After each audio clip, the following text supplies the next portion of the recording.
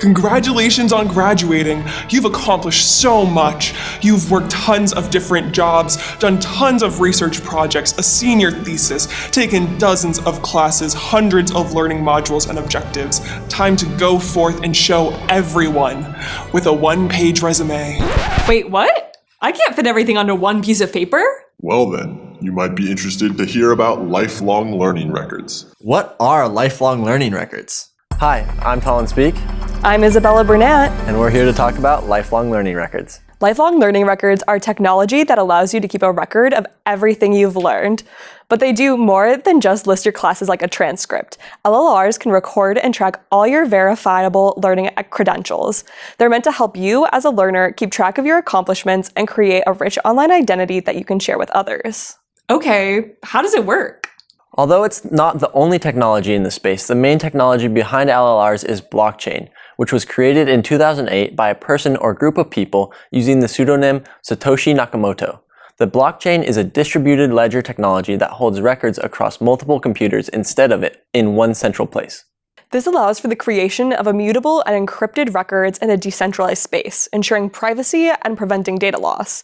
While originally used for Bitcoin, the technology can be used in other ways, like to store learning records.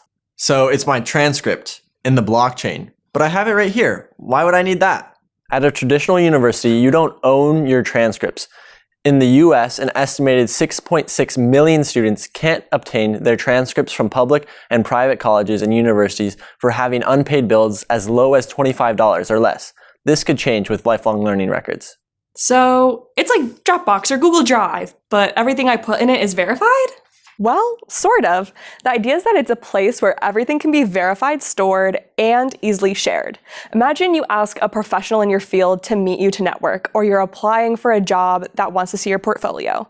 LLR technology can capture your experience and give you the power to share it with others and give more context of who you are. Think of a lifelong learning record as a rich digital identity of experience. Yes, it's a place to store your verified credentials, but it also has the potential to hold even more than that. It can store your experience in school, outside of school, and other work experiences in that lifelong learning record. Imagine a digital picture of yourself that, when you zoomed in, contained every detail of your learning experience. Someone from the same university, same degree program, and who even took the same classes would look vastly different, because we are all different. Similarly, members of the military could use it to distinguish themselves beyond their ranks and titles. Working professionals might use it to show the new skills they are gaining as they upskill or reskill for new fields of interest. An LLR allows for the effective communication of these experiences in detail. It has the potential to increase equitable job outcomes for learners by assisting people who have difficulty communicating or are unable to communicate in a socially normative manner. However, while an LLR can assist in communicating experience, it cannot eliminate interviewer bias. Continued prioritization of diversity, equity, and inclusion values in the workplace and in life are crucial to achieving an equitable job outcome for all. Okay, I think I'm starting to get it. But what if I don't want everyone to see everything? Well, your learning records now are likely covered by the Family Educational Rights and Privacy Act. You might have heard it called FERPA. This law protects the privacy of learning records of students at educational institutions that receive funds from the U.S. Department of Education. Because of FERPA, your learning records are private to you and not released to others without your permission, with few exceptions. In theory, LLRs would operate the same way. However, there are data privacy concerns, especially when institutions are in the transition phase in adopting LLRs. If this technology is highly adopted and not developed with sufficient privacy, it could be used in targeted advertising and even propaganda. Even with this new technology, privacy and data ownership is a significant design consideration. Blockchain could be one solution to this aspect. But who's in charge of LLRs? Well, no one group is quite in charge. A lot of different groups work in the lifelong learning record space. Universities are major players in the development of lifelong learning technologies. Arizona State University is a leader in this space with a team dedicated to the development of an app called ASU Pocket, which would hold our verified credentials. There are other groups interested in the development and implementation and regulations around LLRs, such as the American Association of Collegiate Registrars and the Admissions Officers and National Association of Student Personnel.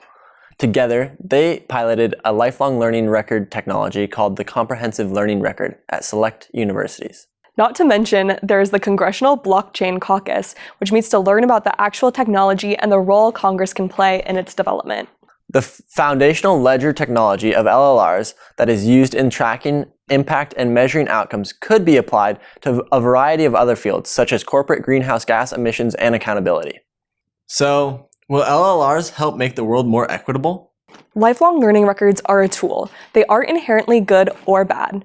It's up to us and our representatives to ensure this tool is leveraged to help learners and make our society more equitable, not less. To ensure that equity is furthered by this technology, designers should consider user-friendly designs, technical assistance, and the alignment of existing systems. Without crucial considerations, goals, and metrics to measure equity and outcomes, this technology could exacerbate existing inequalities. Here's something to think about. What opportunity would you have access to if you had a tool like lifelong learning records to fully communicate your experience and qualifications? Thank you so much for learning about lifelong learning records. Please take the time to learn more below. Check out our references and other sources for additional information.